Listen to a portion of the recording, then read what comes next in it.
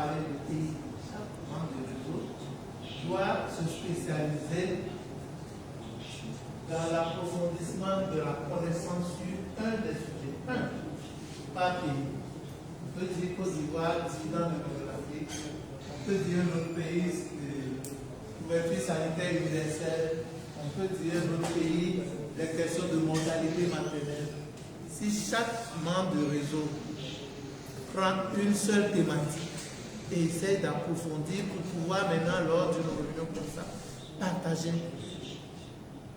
les connaissances acquises et qui sont mises à jour, pas les connaissances de 2014, mais de 2024, sont mises à jour à chaque pays et partagées avec les autres lors de réunions pareilles. Je pense que, parce que le temps que l'OAS vienne faire des présentations, tout ça, ça peut prendre un an. Or, comme le réseau se réunit souvent et même virtuellement, vous pouvez désigner pour chaque pays une thématique que le pays doit approfondir et être porteur de cette thématique au sein du réseau, au sein de la fédération. Ça va beaucoup avancer, faire avancer le réseau. En ce qui concerne les liens entre le dividende démographique, l'émigration des jeunes, la fuite des cerveaux, l'intelligence artificielle, c'est une question complexe, hein, vous comprenez. C'est une question complexe. Toutes ces questions-là sont liées aux conditions de vie dans les pays.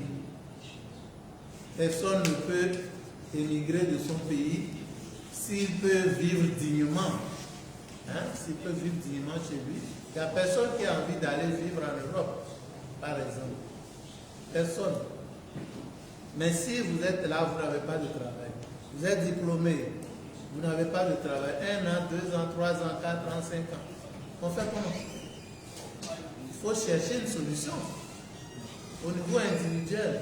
Et même quand vous êtes recruté, vous connaissez nos fonctions publiques avec le manque d'équité, le manque de justice, les passe-droits, tout ça là fait que les gens ont envie de sortir, d'aller voir ailleurs. Parce que c'est très handicapant pour votre avenir. Donc, il y a des causes individuelles, il y a des causes collectives. C'est complexe comme question. Donc, et voilà l'intelligence artificielle qui s'amène, qui peut complètement bouleverser nos sociétés. Vous savez, complètement bouleverser nos sociétés. Donc, on peut approfondir ces questions-là. Approfondir, faire appel à des spécialistes du domaine. Je ne peux pas, comment dirais-je, se contenter de ce qui se dit dans les journaux. Faire appel à des spécialistes pour vous expliquer, lors de conférences virtuelles, de quoi il s'agit. Quelle est la question de l'intelligence artificielle? Où est-ce qu'on va? Vous voyez? Donc, il faut, selon moi, un certain regain de dynamisme au niveau du réseau. Et une organisation vraiment sérieuse, orientée vers des résultats. Mais ne pas trop embrasser non plus. Pas trop embrasser parce que là, vous êtes obligé d'accomplir les tâches de votre profession habituelle pour pouvoir vivre déjà. Donc ça vous prend le temps. Le réseau, vous intervenez dans le réseau quand vous arrivez à, comment dirais-je, libérer du temps par rapport à votre profession. Donc ce n'est pas beaucoup de temps. Vous n'êtes pas 100% pris en charge par le réseau.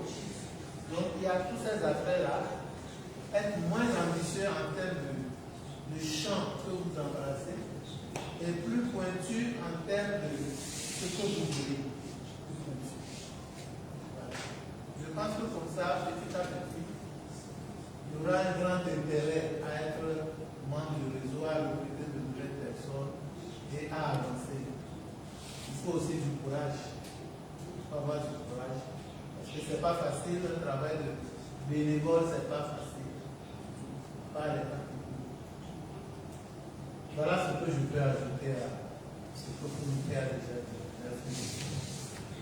Merci, monsieur. Bien. Je pense que chacun a eu réponse à sa question. Je vais vous demander encore une fois d'applaudir nos experts.